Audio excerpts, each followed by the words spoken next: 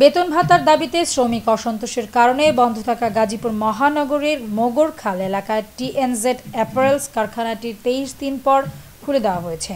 শনিবার সকাল থেকেই শ্রমিকরা কাজে যোগদান করছেন। এছাড়া জেলার অন্যান্য কারখানাগুলোর পরিবেশও স্বাভাবিক রয়েছে বলে জানা গেছে। এর আগে ওই কারখানা কর্তৃপক্ষ ও শ্রম মন্ত্রণালয়ের দেওয়া কথা অনুযায়ী গত বৃহস্পতিবার সন্ধ্যায় সকল শ্রমিকদের বেতন ভাতা পরিশোধ করা হয়। কারখানা কর্তৃপক্ষ শ্রমিকরা জানান, গাজীপুর মহানগরীর মোগরখাল এলাকায় টিএনজেড অ্যাপারেলস লিমিটেড গ্রুপের ৫টি কারখানা রয়েছে। এসব কারখানার শ্রমিকরা বকেয়া বেতনের দাবিতে কয়েক দফা আন্দোলন এবং ঢাকা ময়মনসিংহ মহাসড়ক অবরোধ করেন।